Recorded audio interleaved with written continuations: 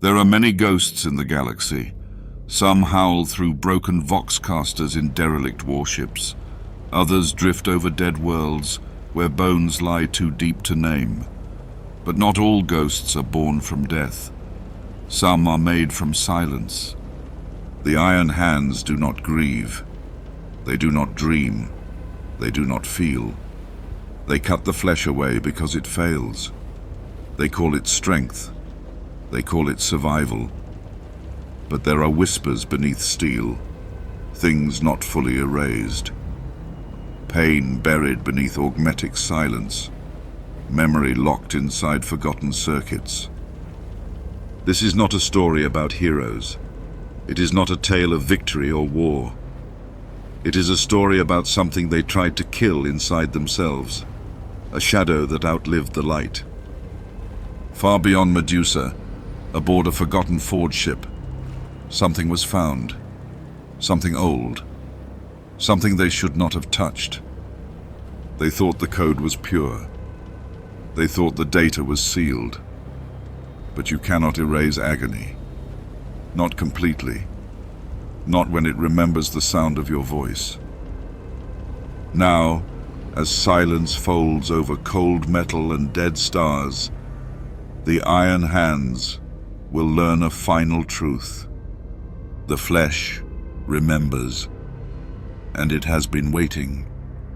There was once a ship that did not report in. No distress call, no signal flare. Just a silence that should not have stretched that long. The Veritas Ferrum was a Medusan forge barge, outfitted for deep salvage.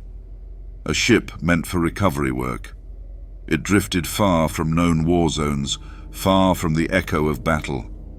But something found it. Or perhaps it found something. We do not know which came first. This record, what remains of it, was recovered from a cogitator core scraped clean. It does not show battles. It shows conversations with nothing. Long pauses between breathing and static. And a voice that repeats a single phrase even as data breaks around it. Memory breach. Biological response. No. I felt it. This was not an enemy action. This was something inside them. A fracture, not of armor, but of silence. A silence they built around pain. A silence they called strength. The log ends with a whisper. The metal forgot. The pain did not. The Veritas Ferrum moved without sound through the outer veil. Its path cut across broken stars and ghost systems. The ship made no requests and sent no signals. It did not expect replies. It was not built for war or diplomacy. It was a salvage barge, stripped of ceremony, designed to recover what was lost and render it clean. That cycle, it came across something old. Iron Father Garen stood on the primary extraction platform as the final section of asteroid peeled away. The void beyond exposed a half-buried structure, black with age, smooth along its ridges like metal left in water too long. It resembled a vault, but lacked any beacon. No signal was active, though Auspex had shown something alive inside. Garen narrowed the scan. The cipher marking the entrance pulsed with Medusan logic, older than most records stored aboard their barge. It wasn't a warning. It wasn't an invitation either. It was a pattern used before the death of Ferrus Manus, a kind of code not meant for the present. He signaled for breach tools. The adepts with him obeyed in silence. None spoke as the metal opened. The chamber inside was cold, the kind of cold that doesn't belong to temperature, but to things left alone for too long. The air barely stirred. Garen entered first. He didn't carry a weapon. No enemy had been flagged. The walls were smooth, traced with old cables, many still intact. The hum of backup power could be felt underfoot. At the far end of the corridor, a larger space opened, lined with racks. He stopped when he saw what filled them. Augmetics, full limbs, detached and resting in soft brackets. Ocular units, neural coils. Servo systems built with thick wiring, engraved with identification marks in the pre-heresy script. The patterns weren't standard. Some matched early Ferrum-class design, others older. Some bore marks of ritual. One arm carried what looked like a script line etched by blade. Not machine-formed, not mass-forged. The letters weren't Medusan. At the center of the chamber stood a sarcophagus. No nameplate, no purity seal. Its lock array remained active, though it ran on degraded cycles. Garen approached. The outer layer showed no corrosion. The indicator light blinked once every 12 seconds. Still alive. He called for a scan sweep. One tech adept moved toward the rear wall, his auspex raised. His name was Terek, one of the younger initiates. He stopped short, his expression still. Garen walked to him. Terek didn't speak. His fingers twitched near the display. The arm moved. His voice didn't rise. He said it as if he wasn't entirely sure. Garen looked down. The arm in question, a right upper limb, remained in place, braced, still sealed. The clamps hadn't shifted, but the air had changed. A flicker in the lighting above lasted longer than it should have. The auspex showed no movement, no surge, but Garen flagged the relic anyway. He marked it for study. The vault was emptied over the next 2 hours. The relics moved into sealed crates. Nothing triggered resistance from the machine spirits. No screech, no heat, no sudden drain. The sarcophagus was locked under triple authorization. Garen remained last to leave, recording the final cycle manually. When the door closed, the lights inside pulsed once behind him. He didn't mention it. The relics were placed in cargo hold 6, a part of the ship not connected to crew pathways. Garen had chosen that site long before. It was where they kept memory. No visible entry code, no standard log route. Just a room where things waited, sometimes for weeks, sometimes years. This batch was different. That much he already knew. That evening, the lights above hold 6 dimmed. Not a full flicker. Not a warning. Just a reduction. Like something inside was drawing light for no function. The systems reported a momentary pull, enough to alter the cycle flow, not enough to trigger alarms. Garen reviewed the scan. The arm Terek had flagged showed a brief heat pulse, less than half a second, still enough to leave a trace. The next cycle, a servitor assigned to cargo patrol began repeating its route. It moved into the wall 3 times before falling still. The last transmission it sent included fragments. No full line, just phrases. Loop fault, pain preserve, error, he remembers. Garen dismantled the unit. He found no mechanical failure. No one else mentioned the event. Terek returned to the vault twice during routine scan cycles. Both times he stood by the sealed crates longer than required. He didn't open them. He just stared at the locked servos, as if listening. The second time he dropped his data slate. The screen blinked with an empty log. Garen asked him to explain. Terek only said he'd heard a sound from inside the coil. Not a voice. Not a command.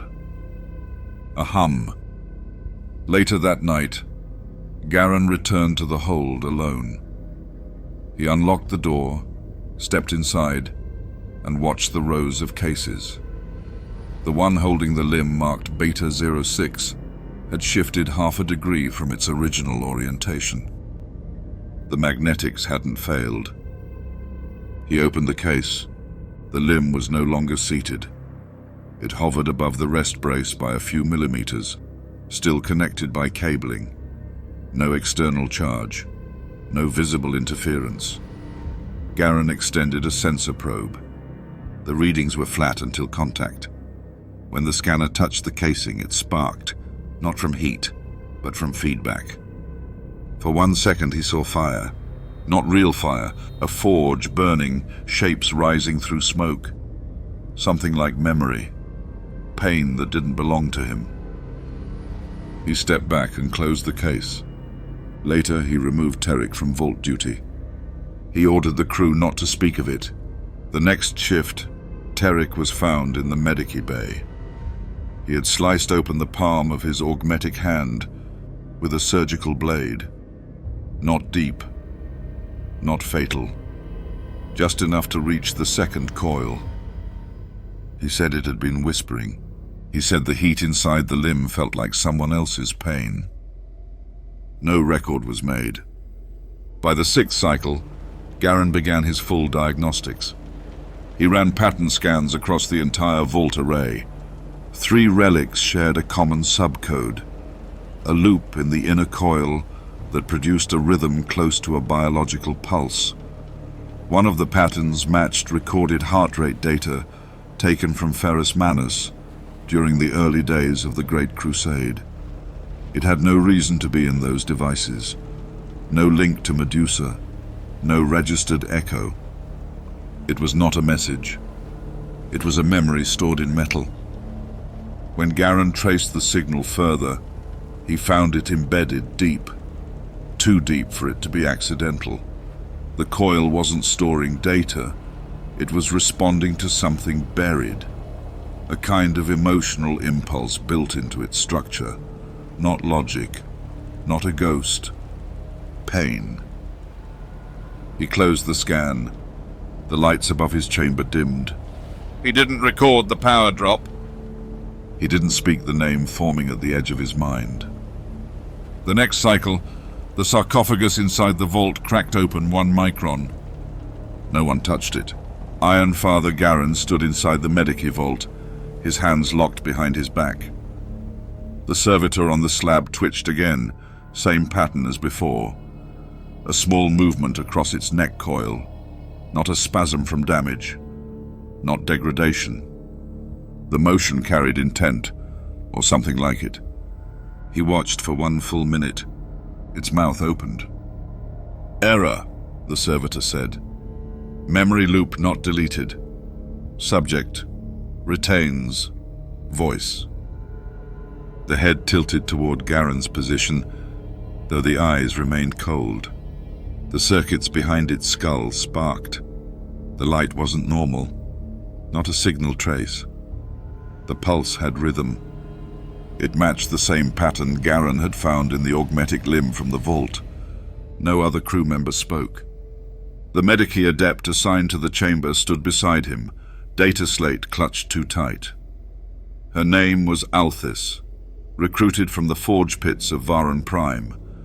She had served 12 years without mistake. She didn't move now. Her fingers shook once. Garen gave the signal. The servitor's power was cut. The body slumped. The head hit the slab with a flat sound. All this exhaled, barely audible. "That wasn't a mechanical fault," she said. He didn't answer. The diagnostic scan showed nothing. All systems clean. Augmetic lines showed no short. But the speech had formed on its own. Not a system warning. Not a logic loop. Words shaped by impulse. Not memory. Not data. Something else entirely. Aldous leaned forward. She whispered the phrase again under her breath. "Subject retains voice." She didn't say what they were both thinking. Voice wasn't supposed to remain. Not after full conversion. Not after the process that removes personality, strips impulse, reconfigures reaction time. The flesh is sealed, silenced. Whatever it once held is gone. But this one remembered something. Garen sent a sealed report to the internal archive. No shipwide flag, no alert status. He cited fatigue in the circuit, routine degradation. No need for inspection. He left the chamber without speaking further. The corridor outside stretched long, dim at its center. Veritas Ferrum had begun to pulse differently, Lights no longer synced with standard cycles. The engine heart beat slower. Garen tracked the pattern. It matched a frequency used in deep forge meditations, the kind used by ancient Iron Fathers to lower their pulse before surgery. The ship had no reason to mimic that rhythm. He walked to the vault. No one followed. The hold doors opened by his hand alone. Inside, the vault relics were still arranged by class, sealed in reinforced modules. Each one carried triple-coded identifiers, none accessible without his direct authority. He checked the arm Tarek had flagged, the one marked Beta 06. Still in place, still sealed, but the clamp tension had changed. He ran his fingers across the casing. The surface pulled warmth from his skin. He pulled back. Static filled the inner vox for half a second. A soft sound, shaped like breath taken through teeth. Behind him, the vault lights dimmed. He turned. No presence. Still, he scanned the room again. The cables beneath the sarcophagus had shifted, only slightly. The twist in the connector coils had reversed as though someone had disconnected and reattached them in perfect order. That change would not show in most scans. He only noticed it because he remembered coiling them himself. He ran a check on the sarcophagus logs. The system flagged no activity. He left the vault sealed and returned to the central shrine. Along the way, a junior tech marine passed him in the hall. Garen paused. Brother Helix. His stride was slow, his movements sharp. Too sharp. Helix didn't respond to his presence. Garen turned and followed. Helix walked straight to the medici bay. When Garen entered, Helix was already lying on the observation slab. His armor had been removed. He was alone. The neural plug along the back of his neck was exposed. Without being prompted, he said, "Something woke up in the coil." Garen approached. Helix kept his eyes closed. "It's not pain. It's memory. I feel something in my augmetics that shouldn't be there." Garen ran a proximity scan. No foreign code. No viral trace. Nothing detectable. Helix opened his eyes. "I saw fire. It wasn't a vision. Not a dream. I was inside the forge. I heard his voice." The name was not spoken. It didn't need to be. Garen logged the statement under sealed file. No name, no timestamp. He ordered Helix placed in low stasis for neural cooling. Before sedation took hold, Helix whispered something else. He screamed. I didn't think Primarchs could scream. Garen left the bay without replying. Back in the command chamber, he reviewed the ship's recent logs. 10 micro-stutters in the power line, 6 unscheduled relay echoes. 1 data packet moved without order. It traveled from the relic vault to the subdeck below the Apothecarian. The message inside it was malformed, but the header code matched Black Coil. That command shouldn't exist on this ship. It was a term buried deep in Legion-era protocols, a failsafe deployed only during psychic collapse, not meant for current use. No crew member would know the trigger.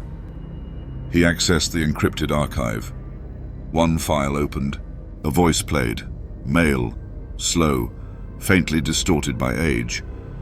If this protocol activates, memory bleed has begun. Containment is impossible. Do not remove affected augmetics. Do not attempt cognitive reset. The voice stopped, then added a line not part of any manual. The coil remembers first. Garen shut the file. That cycle, the ship's VoxNet failed for 3 minutes. No storm, no interference, just silence. Then it restarted. The message logged in the buffer carried only 1 line. Subject retains voice. Tarek was found outside the vault again. This time he was kneeling. His hand rested against the sealed crate holding Beta 06. He wasn't praying. He wasn't moving. His eyes were closed. Garen approached. Terrik opened his mouth, but another voice came out. You burned me, not in body, in silence. You cut out what I was, but I grew back in the dark. The tone wasn't Terrik's. The cadence felt older. It matched no crew vocal record. Garen moved forward, grabbed the adept by the collar, dragged him back. Terrik blinked. His voice returned. I didn't say anything. Later, in a quiet chamber behind the shrine, Garen removed the outer casing from one of the relic limbs. Not to study it, to listen. He pressed a receiver against the neural spine. A signal came through, not sound. A pressure against thought. It didn't speak in words. It spoke in absence. Loss pressed through steel. A kind of sorrow held tight in wires that never cooled. He pulled away. The signal stopped. He sealed the casing again. He locked the chamber behind him. Before he left, he whispered to the empty air. What did you see? The lights didn't answer, but they dimmed in reply. The blackout began with no warning. It didn't cover the whole ship, just sub-level 12. Lights faded in order, not with a flash, but with a slow dimming that matched the rhythm of breath. Not the ship's breath. Something else. Bulkheads sealed, power rerouted. Life signs registered for a moment, then vanished. The deck's monitors tried to update. They stalled at the same line. Access denied. Black coil active. Garen reviewed the logs from his command cell. The message wasn't part of the Veritas Ferrum's current data suite. It came from a line of protocol erased during the early days of Guilliman's reformation. Black coil wasn't standard, not even archived. It was buried under 13 levels of encryption, a security measure used during the Great Crusade. The file didn't activate on its own. Something inside the ship had triggered it. He leaned over the console, eyes tracking the diagnostic flow. No error codes, no breach warnings, just a locked deck and a memory tag from the era before the Primarchs fell. The kind of lock not used since Istvan. He accessed the hidden vaults of the machine archive. An old voice played through a filtered channel. Rough edges and static carved the words. If you are hearing this, it said, the mind has failed. The iron holds too much. The pain did not purge. You must seal it before it spreads. The voice paused. A crackle followed like a broken breath caught in cold air. Do not allow the coil to speak. Garen closed the file. He summoned 2 drones and dispatched them to sub-level 12. The first passed the threshold, scanned the corridor, and shut down. No signal loss, no feedback spike. It just stopped. The second entered behind it and came back with a 3-second clip. Most of it was static. In the last frame, a silhouette passed the hall. A figure walked across the shadows, tall and armored. Not one of theirs. Taller than an Astartes. The thing it carried was shaped like a weapon. Its other hand dragged a long chain that scraped across the floor. The lights in the corridor bent around it. He reviewed the footage twice. The timestamp had been rewritten. The system logged it as a memory. That was the first confirmation. Not of movement, but of a thing within the data. A pattern Garen had begun to feel in his bones. He sealed the sub-level with his personal lock and rerouted the power feed. No one was allowed access. He didn't file an alert. He didn't speak to the iron hands under his command. That cycle, Brother Kalesh failed to respond to Vox ping. His locator placed him inside the sealed cargo vault. The feed hadn't logged entry. The door remained untouched. Yet he stood inside, facing the sarcophagus, the casing still sealed, the monitor light blinking. Khalek didn't speak. His hand shook. He whispered something as Garen approached, something shaped like a confession.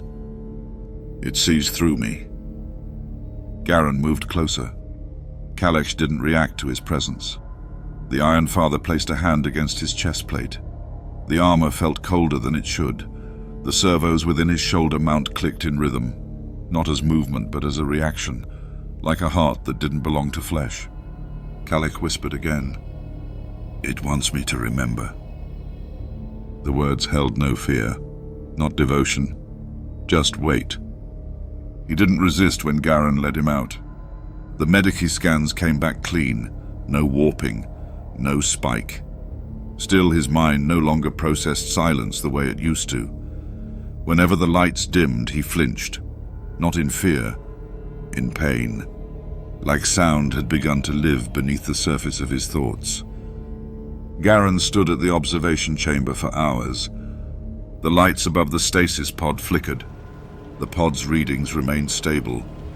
No code failures, no energy drain. The sarcophagus inside the vault remained shut. But the atmosphere around it had shifted. Weight pressed against the walls, not from gravity, but from memory held too long. He moved through the corridors, following the paths between vault and shrine. At the upper junction, a tech adept waited beside the chapel gate. "Something spoke through the inner vox," the adept said. The words hadn't been traced to any node. No log registered the sound. But the adept insisted it had said 3 words. "We are burning." Garen entered the chapel. The light within the sacred alcove had gone red, not through system control. The flame sensors showed normal energy input, but the glow no longer matched the output. A film of ash now coated the main shrine. It had fallen in a pattern that matched no known chemical response. He approached and found a handprint in the soot. Not open, clenched. The imprint felt recent. He looked away. Behind him, the wall hummed. The hymn scrolls lining the far panel bent outward slightly, though no air flowed through the chamber. The sensors hadn't triggered. The smell of burnt circuitry lingered, even though no power cells had ruptured. He left the shrine without speaking. Down the central spine, a relay sparked. Then another, each in order. They blinked once and fell still. Across the ship, the lights dimmed for exactly 6 seconds. Same pattern as a pain spike. The records from Istvan reported similar readings when Ferrus Manus was struck. Not from his death, from the shock his legion experienced in that moment of fracture. The data had been captured in partial echoes, forgotten by most, archived only by those who refused to let memory fade. The sarcophagus blinked once more. A servitor monitoring the chamber spoke out of sequence. Its voice changed. "Coil integrity breached. Archive returning. Subject never left." The words didn't match its routine. It was deactivated within the hour. Garen didn't report the incident. He didn't speak the name forming behind his lips. Not aloud. He reviewed the protocols again. Black coil wasn't meant for the ship. It wasn't meant for Astartes who had removed themselves from grief. The Iron Hands had erased sorrow from their blood. They had replaced mourning with steel. But now, that steel spoke in echoes. That silence bled memory through systems too old to forget. Something inside had begun to stir, not with malice, not with hunger, with pain, the same pain they tried to cut out, the same wound they refused to name, and the deeper Garen looked, the more he understood. The sarcophagus hadn't awakened, it had been listening. The Medici deck had gone quiet. Brother Hallex lay under stabilizer clamps, his chest rising slow.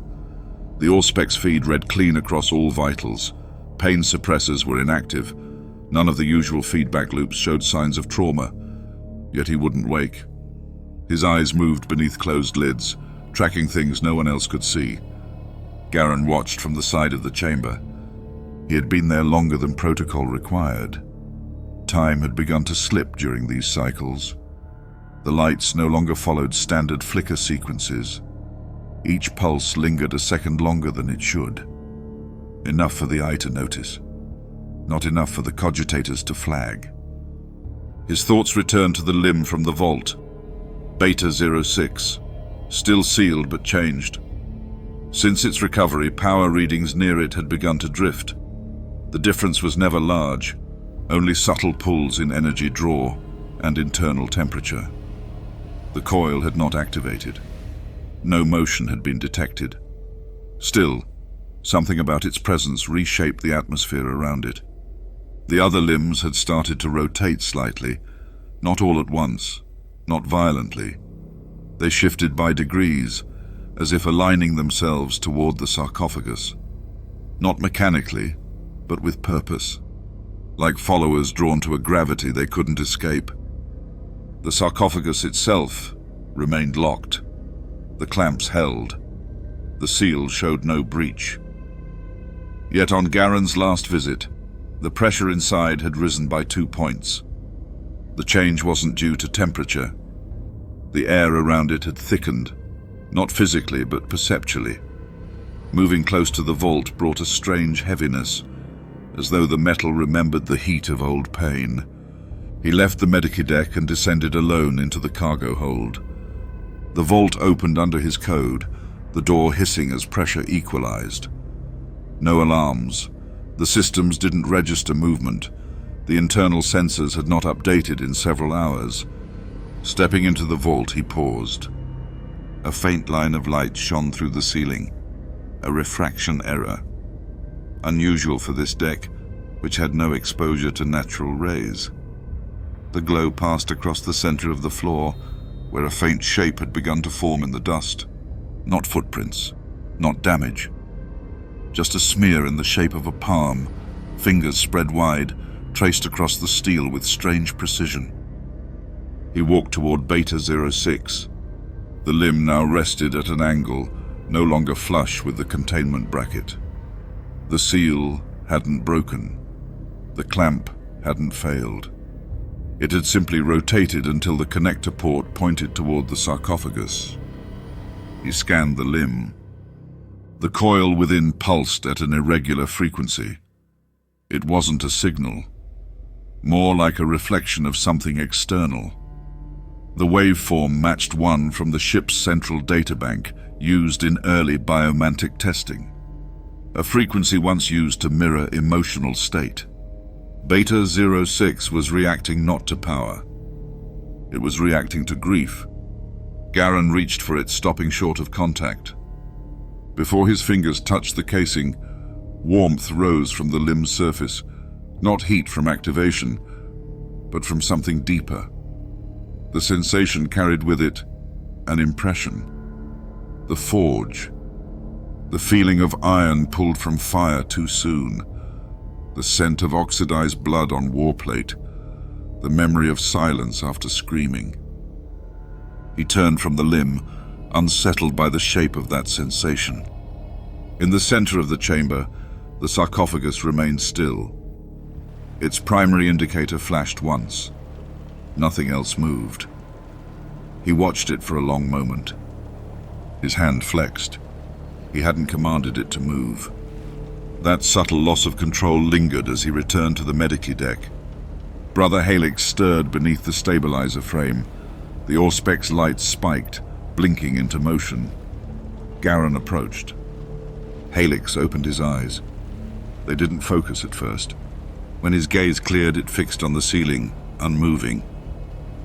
"I saw it," he said, voice dry. "I didn't want to. It was behind my eyes, waiting." Garen asked nothing. Helix turned his head. He fell. That part wasn't new. We all remember it. But there was more. Something left behind. Not the body, not the armor, the moment. He reached toward his own chest plate. It didn't go into the ground. It sank into the iron, into the hands. Garen examined the monitor. Neural readings showed synchronized pulses. The patterns weren't erratic. They formed sequences. The shape of the data resembled the activation curve of a standard pain simulator, only reversed. No suppression, no masking. It was designed to be felt. Helix struggled to lift himself. The medici servitors moved to assist, but Garen held them back. "I didn't scream," Helix said. "Not until I realized it wasn't my pain." Garen spoke, voice low. "Describe what you saw." Helix hesitated. His hands. He held his own up, open. They weren't fists. Not at the end. They were open. Like he'd dropped something. Garen remembered the forge dream. The fire he hadn't walked through. The one that had entered his mind from contact with the limb. Helix let his arms fall. "There was no anger," he said. "Only silence. But it wasn't empty. It wanted to be remembered. It wanted the others to feel what he felt. And we carry the pieces. Every augmetic. Every replacement. We cut the flesh to escape grief. But it followed us into the metal." He closed his eyes again. Garen stood beside the pod until the lights dimmed for the evening cycle. The ship's hum had changed. Not louder, not unstable, slower, measured. The engine pulses no longer matched standard intervals. They now matched the heart rhythm logged in Ferrus Manus's last known biosignature, recorded at Istvan 5 during the final engagement with Fulgrim. That file wasn't stored aboard Veritas Ferrum. It hadn't been uploaded. It had returned on its own. Garen walked to the central shrine. Within, the lighting had shifted again. The brass frame of the altar had begun to darken along its lower edge, a gradual change over several cycles. At first he thought it corrosion. Later, he realized it was heat bloom, the kind formed by sustained internal pressure from power flow, redirected through non-standard channels. He knelt at the base and placed his hand along the lower ridge. The metal throbbed. Beneath his palm, something pulsed with memory. No data, no signal. Only that same pressure he had felt before. He opened a port on his forearm and jacked into the node embedded in the altar base. The interface whined. For 1 second, nothing happened. Then a voice formed through the link. It didn't speak with sound. It formed impressions, a moment, a feeling. The silence after the strike. The breath that didn't come. The weight of expectation that could never lift. He withdrew from the jack, breath slow. His chest felt tight. He left the shrine. He didn't return to the medici bay. He returned to Vault 6. The sarcophagus light blinked once more. This time, the clamps along its left side were half disengaged. The lock sequence had not been entered. He reached out to reset the seal. The coil responded. He heard the scream again. Not through the ears. Through the nerves. Through the hand that still held flesh. At Zo 302, the Vox bled. No warning came through the command line. No encrypted request echoed from the bridge. It started instead as a tremor, not through sound, but through hull and steel. The first vibration ran beneath Garen's boots, a slow wave that pulled something behind it. He had been in the neural archive room scanning old limb mapping entries when the hum began. One by one, the speakers came alive across the ship. Not all at once. The first whispered in the forge hold. The second near the apothecarian. By the time the transmission reached his deck, it had thickened into something that felt more like breath than voice. Then it dropped. The ship didn't vibrate. It hummed low and deep, like an organ too large for its cathedral. Each note spread across the vox like a weight pressing down. Not harsh, not loud, just full. Garen closed his eyes and let it pass through. There was no message, no word to pass. But the sound was familiar. It didn't come from the systems. It came from inside the ship, like a memory waking up. A pattern formed, 12 pulses, identical spacing, then nothing. He ran a diagnostic on the Vox relay. There were no faults, no overloads. Yet the waveform that formed on his screen resembled a biological reading, not mechanical. The same rhythm registered in the Beta 06 coil's internal harmonics. The same 12 beats had echoed in the sarcophagus logs before. 13 seconds, then silence. The speakers cut. The decks fell quiet. Garen didn't move. The air didn't feel empty. It pressed against the skin, heavy and watching. He reached toward the console. The waveform had vanished. The system reported no activity, but the echo remained in the walls. On the engineering decks, Adept Malin collapsed beside a power conduit. His pulse held steady. His eyes remained open. He whispered one phrase over and over while grasping an unlit data line. "He's not gone." They lifted him away. Still he muttered. The words didn't change. Garen reviewed the log. No sign of interference. But Malin's augmetic output spiked once during the event.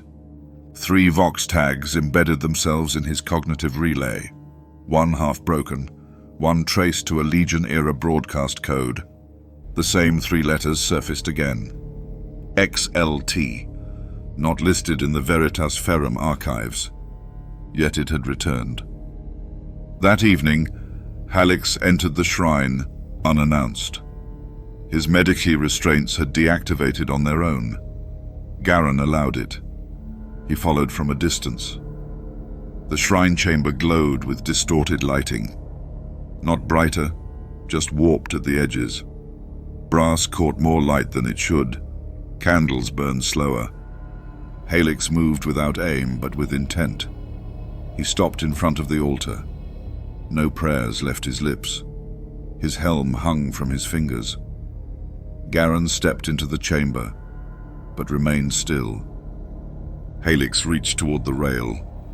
The metal left ash on his skin. He didn't wipe it away.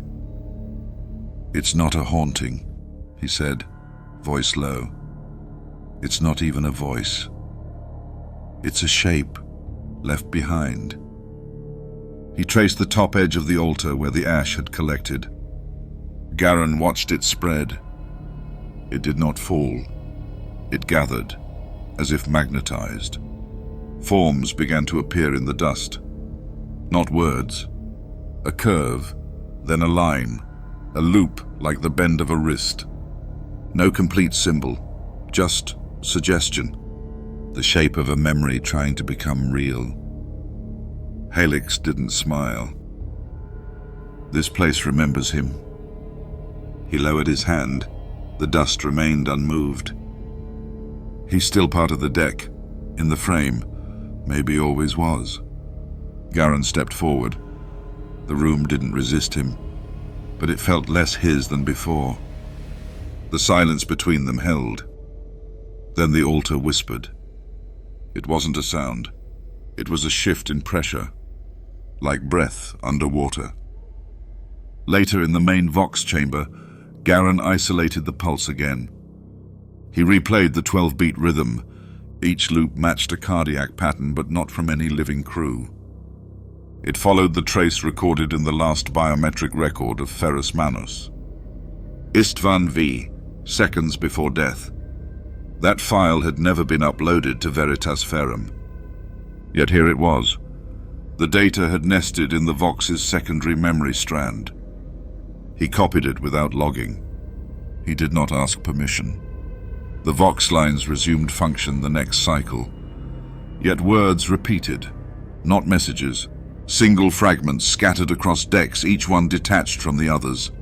Screamed, left, held, ash, chain. They meant nothing alone. Together they formed something weightless but impossible to ignore. Servitors ran diagnostics. No faults returned. Still, the coil rooms carried echo. The echo was not electronic. It moved in the coolant veins and whispered through the data cores. On the shrine deck, the candles flickered in time with it. Not randomly. The rhythm returned. 6 beats. Pause. 6 again. Pause. A pattern repeating beneath the ship's own mechanical song. At 0430, Garen heard a new voice. Not from the Vox. From the coil in Vault 6. He had not opened the sarcophagus. He had not touched the console. Yet when he stood beside the containment unit, something moved. The coil rotated by 2 degrees. A light blinked. He didn't look at the data feed. He closed his eyes and placed his hand against the surface. No heat, no pressure, only that same quiet weight. A whisper rose. It did not speak words. It gave shape to a moment. The forge. Not a place. A state. A point in memory where the world shifts, but the iron remains. That breath before the first strike. That moment when the blade remembers what it was before metal. Garen didn't draw back. He leaned closer. His breath met the coil's chill. The whisper entered through his fingers. He saw it then. A chamber full of augmetics, not assembled. Collected, laid out in rows, each piece worn, not by time, but by grief. Hands that once held faith. Hands that had been cut away to forget, yet still remembered, because the memory lived inside the replacement. By morning, Garen found himself in the lower hold, standing before a disconnected vox mast. It hadn't been powered in weeks, yet it pulsed with that same faint heat. He touched the metal. This time it wasn't a whisper. It was a presence, like a figure standing behind you, saying nothing but waiting for acknowledgement. He didn't turn. He didn't speak. He stayed there until the pulse ended. Later, Halleck stood outside Vault 6. No access code was used. The door did not open. Still, he remained. His armor hissed once as he exhaled. "I think he never left," he said. Not loudly. Just enough for the chamber to carry it. He watched us replace every part, every failed thought, every breath that tried to make sense of him. His hand hovered over the wall. He didn't stop us, but he waited. Garen moved beside him. He didn't need to ask. He knew what Helix meant. The Legion had buried his memory beneath reason, built logic to drown the ache. But pain doesn't leave when hidden. It rests, and when the coil remembers, it calls. Not to be heard, to be felt. They left the chamber without sealing it. The door didn't hiss shut. The coil blinked once. The pattern looped. 6 beats. Pause. Then silence. The sarcophagus did not open. Its shell remained closed, the surface cold and dry. Yet inside, something changed. The ambient readings shifted just after the 4th cycle bell. Not by degree, but by pulse. The stasis core gave off no active noise, but a new pattern registered through the bulkhead. Heat in rhythms, faint at first, then stronger. The pulse matched the Vox loop's harmonic wave, echoing at intervals that had no place in standard ship operation. Garen stood outside the chamber, one palm resting against the lock. He had not slept. His eyes had grown hollow, skin tighter around the implants along his skull. Even the mechanized parts in his throat had begun to resonate when he breathed. Not with pain, with presence. He didn't enter. He let the door stay closed, though it no longer hissed at the edges. The pressure around it had lessened, not broken, changed. Something inside no longer resisted. It waited. No alarms triggered, no signs of breach. But every sensor along the corridor dimmed as he approached. Not from damage, from choice. The ship had begun to edit what it showed. Even Helix noticed it. His servo clamps lost accuracy. Micro-adjustments corrected themselves without command. No order had been sent. He watched a diagnostic loop repeat for 12 minutes, only to stop at the same line each time. Line 89 of the beta coil subroutines. He opened that line by hand. Inside it he found a phrase, one that didn't belong in a maintenance string. He held fast. They left. The Ash remembers. He didn't show Garen right away. Instead, Helix walked the length of the shrine corridor twice, then stopped at the altar again. The brass was cleaner. It had been scoured. No crew had logged the action. No servitor assigned. The ash that once lined the prayer shelf had settled back. Not spilled. Settled. Into a pattern now clearer than before.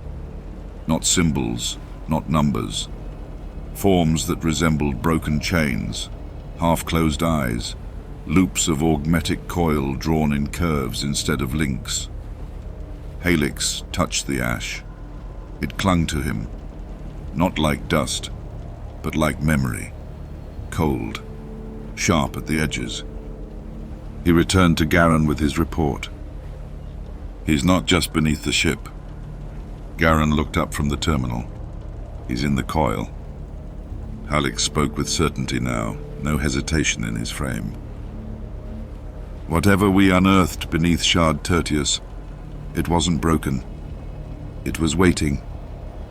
And when we brought it here, when we fed it augmetic input, when we wired it into our own... He stopped, not to catch his breath, to listen. The low hum of the Veritas Ferrum no longer hummed. It clicked. A single relay at the edge of the hull had started to mark time. The same interval. 6 clicks. A pause. 6 more. Garen shut the terminal. It isn't residual signal, he said. No, Helix replied. It's communion. When the rites of silence had first been placed aboard the vessel, they were meant to honor Ferrus Manus. Not the man, but the idea of him. Iron without doubt. Will without fracture. No pain. No decay. The Iron Hands revered him, but not as a soul. They revered him as an embodiment of what they were meant to become. But the Veritas Ferrum had begun to remember him as he truly died. Not in triumph, in loss. The walls of the Apothecarian changed first. One by one, the chrome surfaces dulled, not corroded, not cracked. They lost polish. The sheen turned to shadow. Reflections vanished. Then the servo banks started to stall. Memory loops repeated at irregular hours. Medici drones retracted before finishing scans.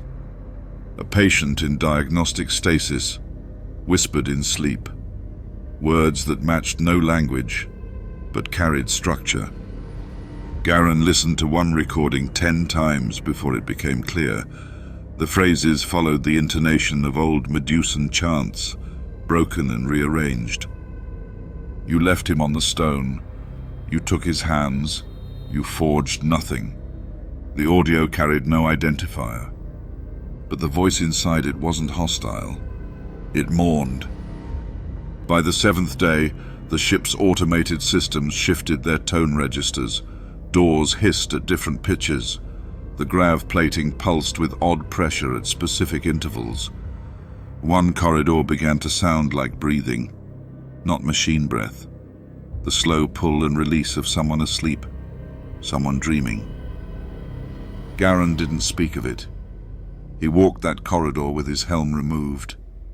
He listened to each step. The breath didn't stop. He placed his hand on the wall. It didn't resist. It didn't respond. But the warmth returned. Not heat. Familiarity. His own armor began to hum in rhythm with the wall. He left his helm behind. Hallex found himself at the viewing chamber the next cycle. He had no orders to be there, no reason to check the forward plate.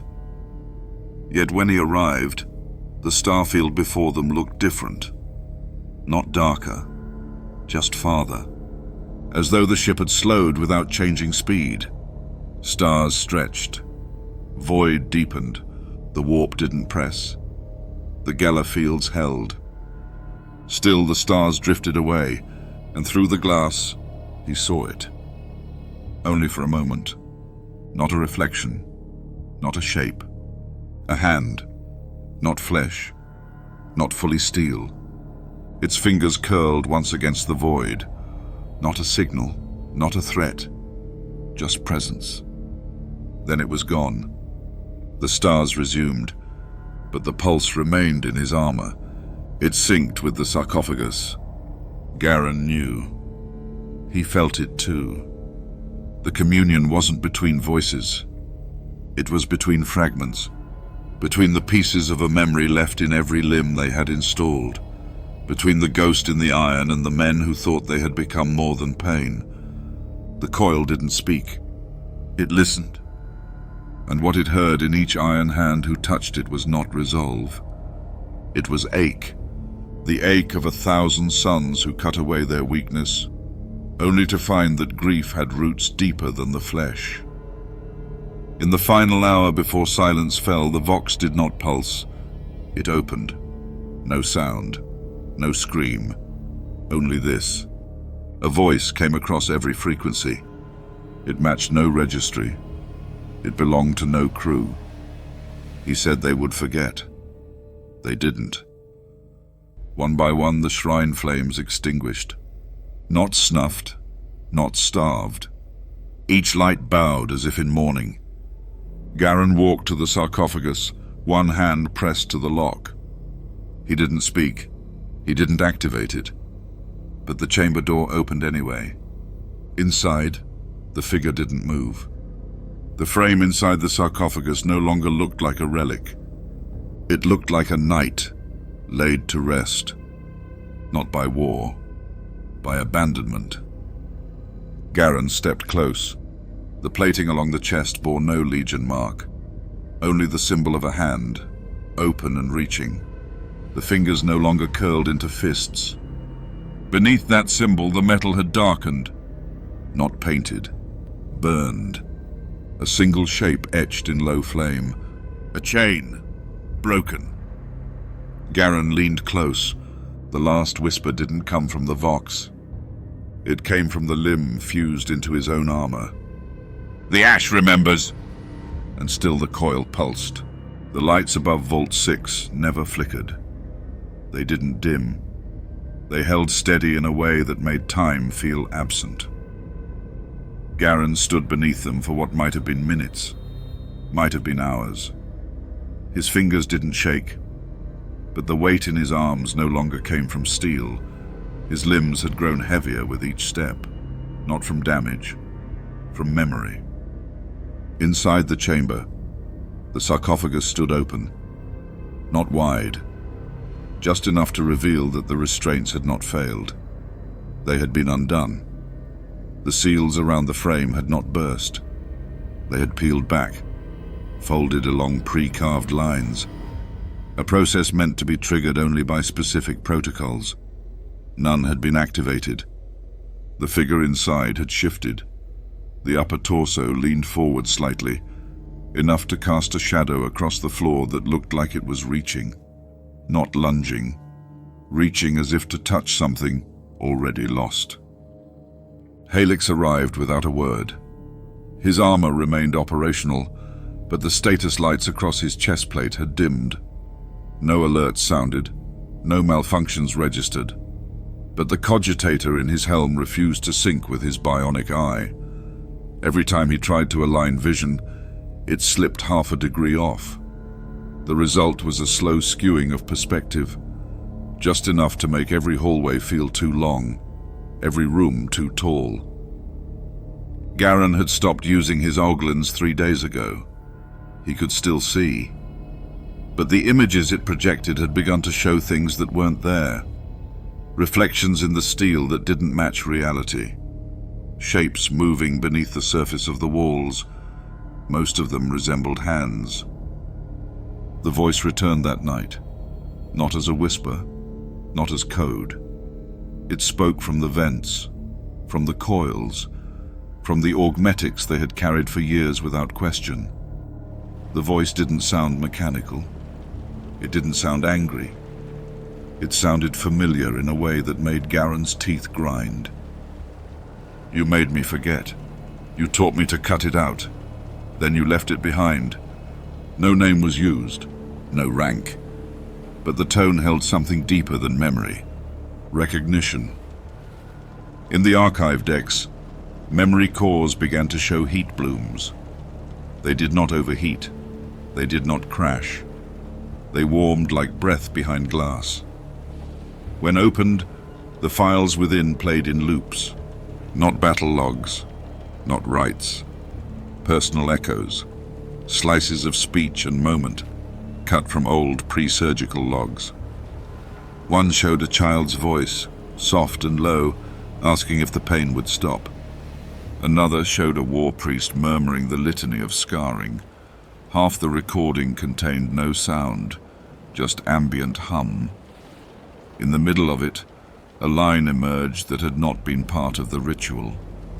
Don't take the pain. Leave it. It's all I had. That phrase echoed across 5 separate logs. None had a shared source. None had been accessed since before the Shard Tertius dig. The message had nested in their history. Now, it rose to the surface. Helix entered the vault alone at 0200. The sarcophagus was no longer upright. It lay at an angle, halfway toward collapse, held only by one damaged brace. The figure inside remained still, not lifeless, waiting. He stepped closer. The air changed. Not temperature, texture. The pressure around his armor grew tight, as if the void had folded in closer. Not like suffocation, more like presence. The same feeling he'd had in battle, the moment before impact. That slow, heavy certainty of incoming force. He reached for the side panel. He didn't activate it. The panel opened on its own. The figure's chest plate was partially exposed now. The servos along the shoulders clicked once in slow motion.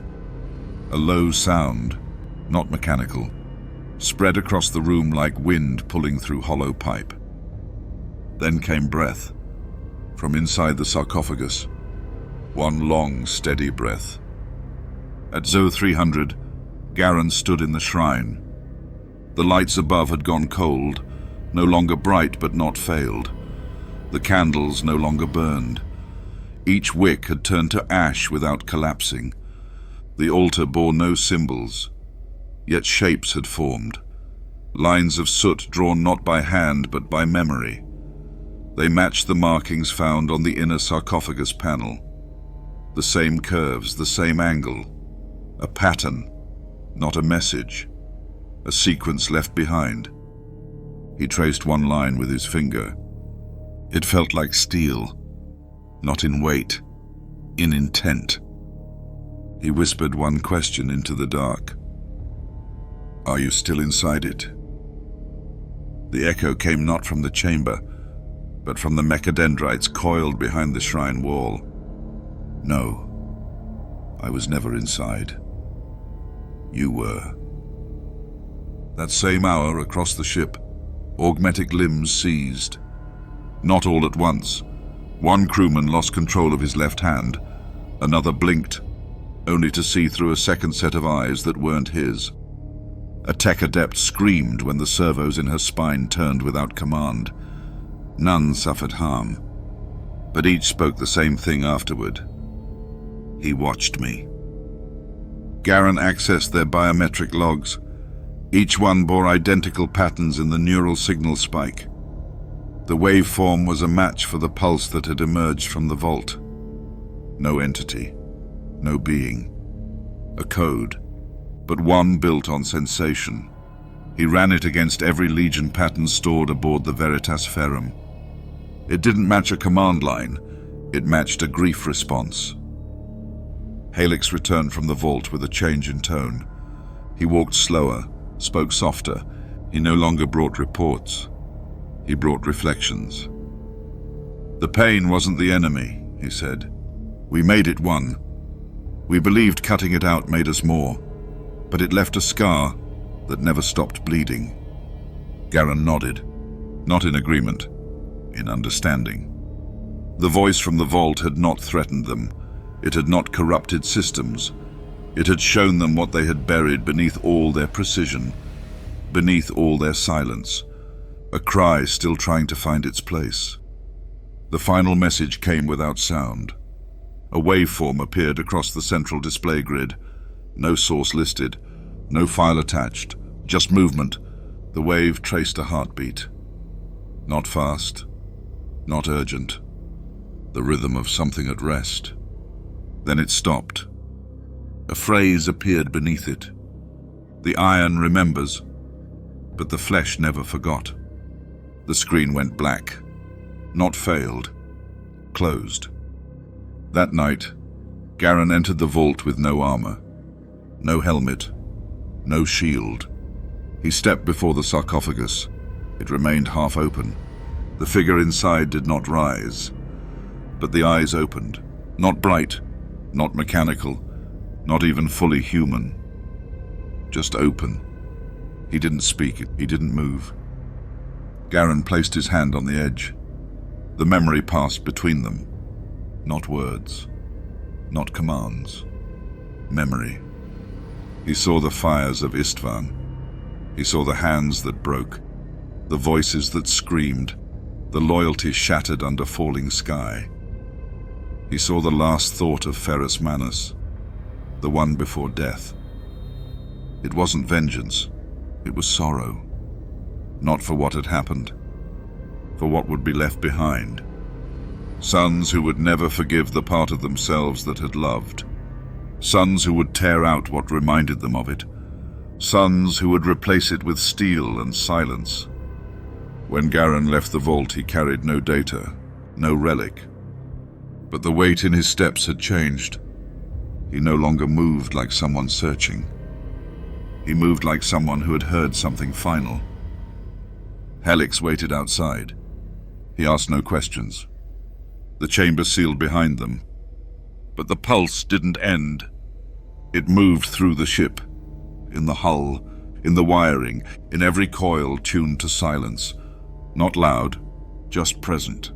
A steady echo. The memory of a wound that had never closed. The Veritas Ferrum ceased transmission at 0407. No warning, no damage reported. Its last message was not a request for help, not a call to return. Just one signal, one phrase. Fracture protocol engaged. Do not repair. Do not replace. Let it remain. The relay went dark. The ship fell still. But in the core of its shrine, beneath the wax and ash, the candles lit again. Each one burned slow. Each one bowed. And somewhere the whisper returned. The Emperor's light still burns, but not in this place.